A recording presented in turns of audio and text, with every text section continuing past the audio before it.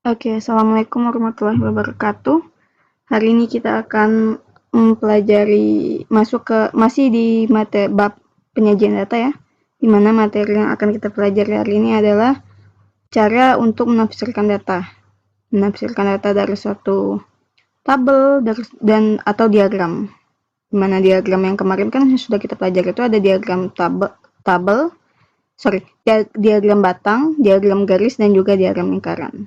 Serta ada juga tabel distribusi frekuensi. Nah, bagaimana kalau misalnya kita diberikan suatu tabel atau diagram, nah, sedangkan kita diminta untuk membaca atau menafsirkan data dari diagram dan tabel tersebut. Nah, bagaimana caranya itulah yang akan kita pelajari hari ini. Untuk mempersingkat waktu, mari kita masuk ke pembahasan hari ini ya.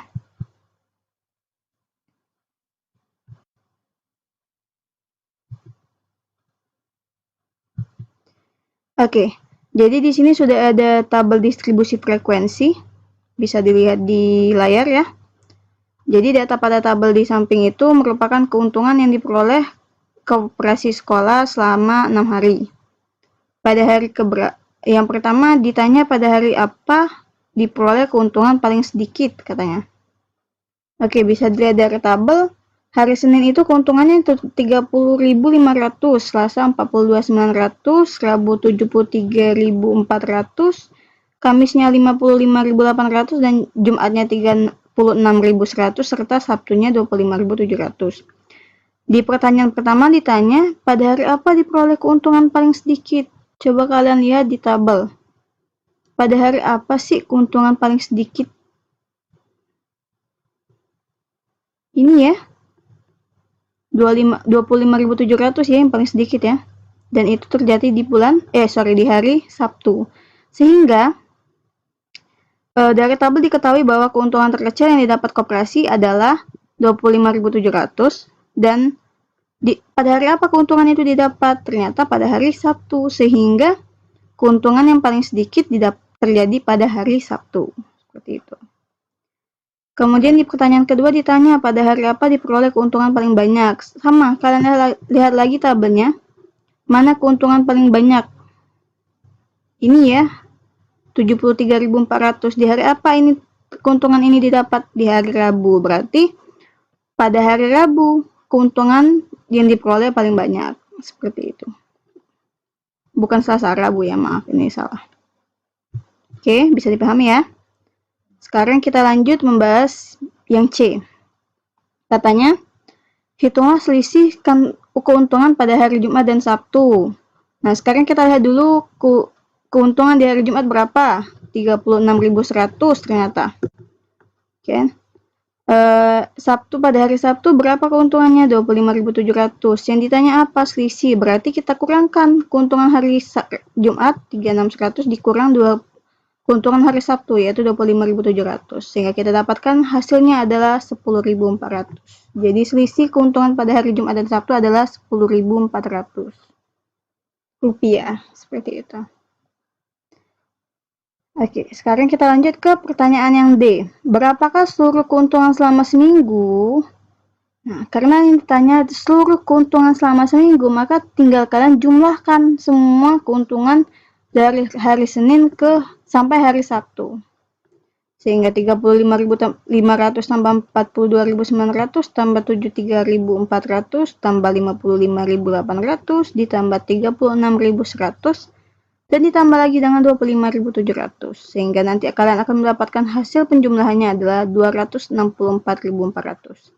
Jadi seluruh keuntungan selama seminggu adalah 264.400. Seperti itu. Bisa dipahami ya? Silakan dipahami terlebih dahulu. Apabila ada yang ingin tanyakan, silakan kalian tanyakan. Pada diagram garis. Nah, di sini sudah ada satu diagram garis yang merupakan diagram berat badan Abdul selama 5 bulan terakhir. Berdasarkan diagram di samping, berdasarkan diagram ini, kita diminta untuk menjawab beberapa pertanyaan yang sudah diberikan. Kita lihat pertanyaan pertama, pada bulan apa Abdul mengalami penurunan berat badan? Nah, coba kalian lihat, pada bulan apa garisnya itu menurun? Ini ya, antara dari Februari ke Maret itu turun dia garisnya. Sehingga Abdul mengalami penurunan berat badan di bulan Maret. Seperti itu. Karena garis dari Februari ke Maret itu menurun, sehingga dia mengalami penurunan berat badan di bulan Maret. Bisa dipahami ya? Lanjut ke pertanyaan kedua. Berapa berat badan tertinggi Abdul selama 5 bulan terakhir? Coba lihat titik tertinggi yang dicapai oleh garis tersebut. Yang mana? Yang ini ya. Titik tertingginya ini. Kalau kita tarik garisnya ke samping, ternyata dia menunjukkan 36. Sehingga berat badan tertinggi Abdul selama 5 bulan terakhir adalah 36 kg. Maaf, bukan 35, ada terjadi kesalahan, itu 36. Di bulan Mei itu 36 ya, bukan 35, 36 kg. Seperti itu. Lanjut ke bagian C-nya. Berapa besar peningkatan berat badan Abdul antara bulan Januari, kita ubah dulu yang tadi ya.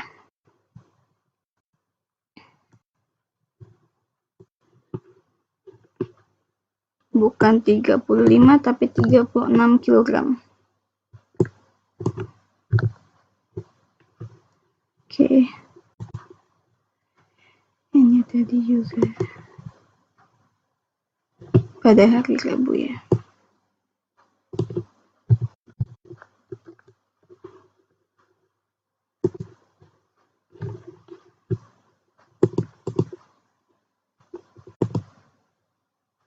Oke, jadi berat badan tertinggi Abdul itu tercapai di bulan Mei, karena ini titik tertingginya, yaitu sebesar 36 kg. Bisa dipahami ya? Sekarang kita lanjut ke bagian C, pertanyaan bagian C. Berapa besar peningkatan berat badan Abdul antara bulan Januari dan Februari? Berapa besar peningkatannya?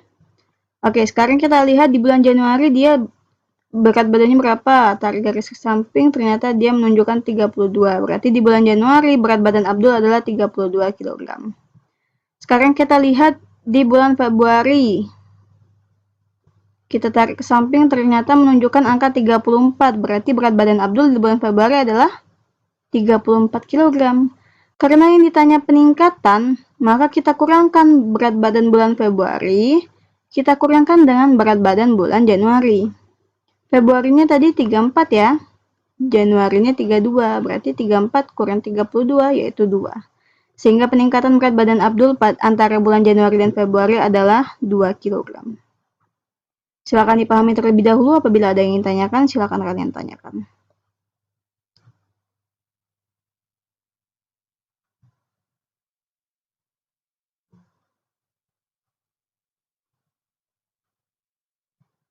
Oke, sekarang lanjut ke menafsirkan data dari diagram batang.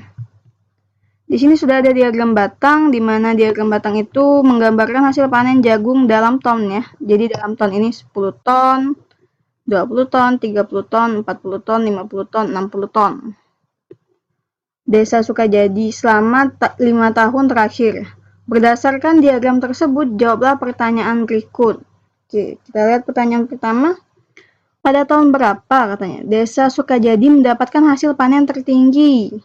Coba kalian lihat pada tahun berapa batang tertinggi terjadi. Ada di tahun keberapa terdapat batang paling tinggi? Yang ini ya, yaitu di tahun 2020. Sehingga Desa Sukajadi mendapatkan hasil panen tertinggi pada tahun 2020. Kemudian ditanya pada tahun berapa Desa Sukajadi mendapatkan hasil panen terendah. Lihat batang yang paling rendah yang mana, yang paling pendek. Ini ya, itu terjadi di tahun 2018. Sehingga Desa Sukajadi mendapatkan hasil panen terendah yaitu pada tahun 2018. Dengan besar panennya adalah ketika kita tarik ke samping, dia menunjukkan angka 20. Sehingga besar panennya 20 ton jagung. Seperti itu. Bisa dipahami ya. Sekarang kita lanjut ke bagian C. Katanya, apakah panen jagung di tahun 2018 mengalami penaikan atau penurunan dari hasil panen tahun sebelumnya? Berapa besar penaikan atau penurunan hasil panen tersebut? Sekarang kita lihat dulu. Dari 2000 tahun sebelumnya itu kan berarti 2017 ya. Dari tahun 2017 ke 2018, batangnya meninggi atau menurun atau memendek? Ternyata dia memendek. Batang di tahun 2018 lebih pendek daripada batang di tahun 2017. Itu artinya hasil panen di tahun 2018 mengalami penurunan. Katanya berapa penurunan hasil panen itu? Berapa penurunannya? Sama seperti soal sebelumnya, kita kurangi.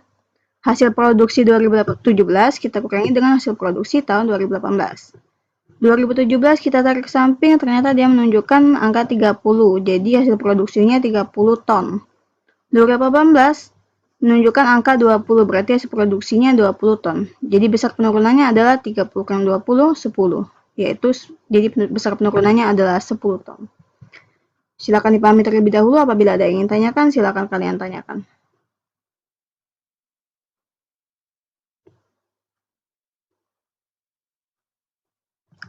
Menafsirkan data dengan menggunakan diagram lingkaran ya.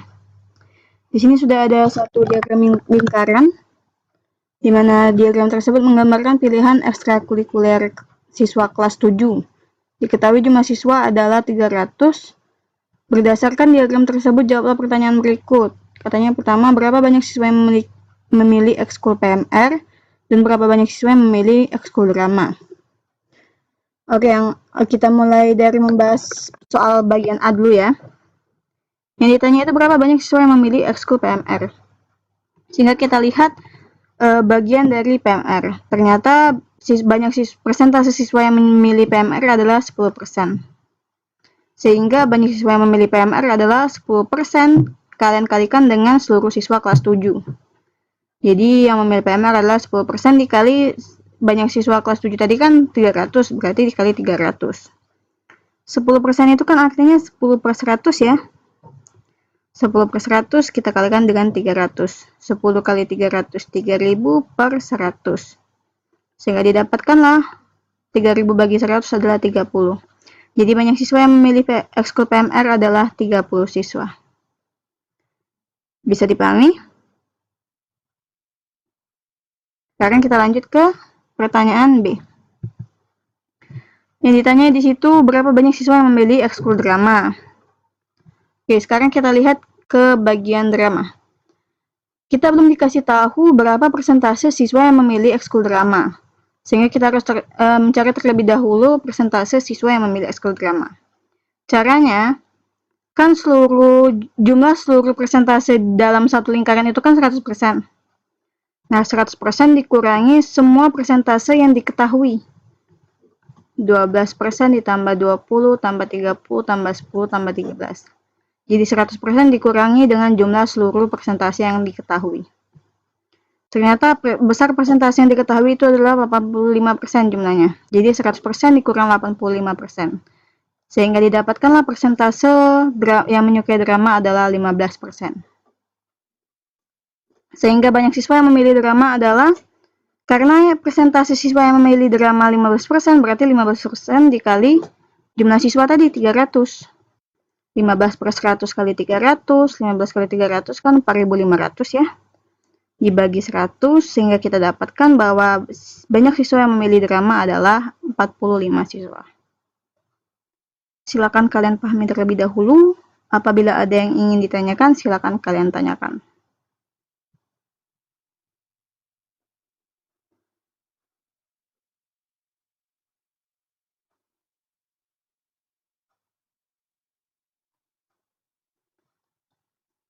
Oke. Nah, kalau di soal sebelumnya itu yang diketahui kan persentase siswa yang menyukai suatu ekskul, yang memilih suatu ekskul. Nah, kalau di soal berikutnya ini yang diketahui adalah besar derajat jurinya, besar derajatnya, bukan persentasenya. Nah, bagaimana caranya kalau yang diketahui adalah besar derajatnya?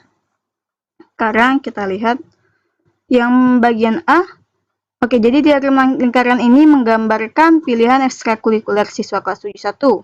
Diketahui jumlah siswa kelas 71 adalah 36. Berdasarkan diagram tersebut, jawablah pertanyaan berikut. Yang pertama, berapa banyak siswa kelas 71 yang memilih ekskul basket? Sekarang kita lihat yang memilih ekskul basket ternyata besar juringnya adalah 130 derajat. Sehingga yang memilih basket adalah, karena yang diketahui juring besar derajatnya, jadi jumlah derajat dari seluruh satu lingkaran ini adalah 360 derajat. Sehingga ketika yang diketahui derajatnya 130 derajat per 360 derajat. Karena besar derajat juring pada siswa yang memilih basket adalah 130 derajat.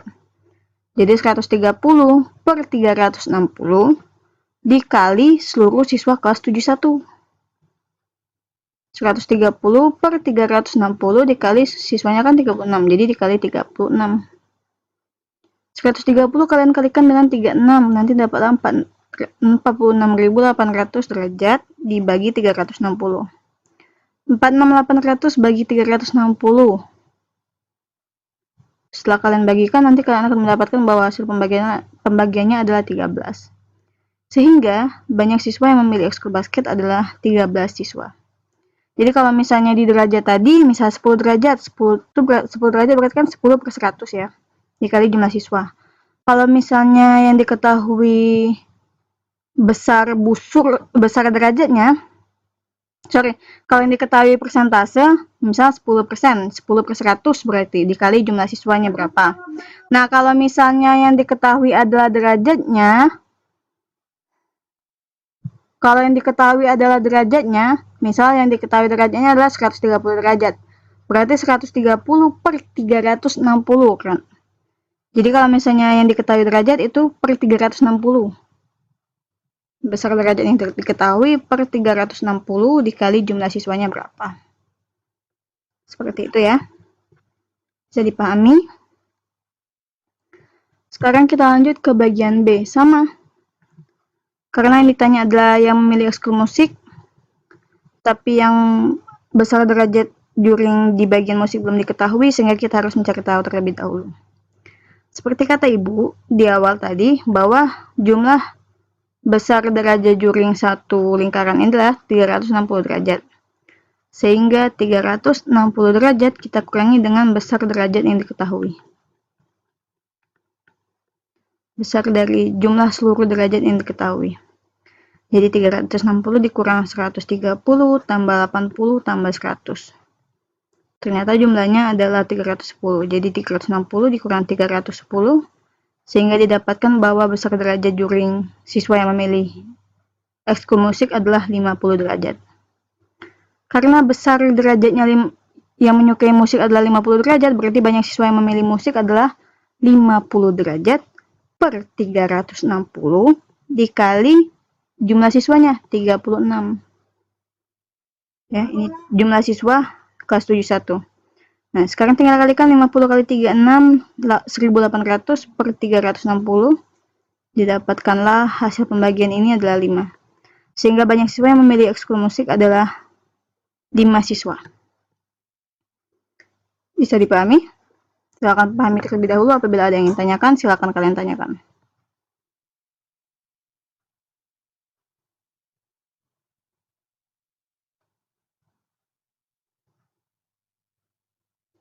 Oke. Cukup sekian pembelajaran hari ini. Apabila ada yang kurang dimengerti, bisa kalian tanyakan langsung kepada Ibu lewat WA pribadi. Jangan lupa kerjakan tugas yang sudah diberikan. Ibu akhiri. Wassalamualaikum warahmatullahi wabarakatuh.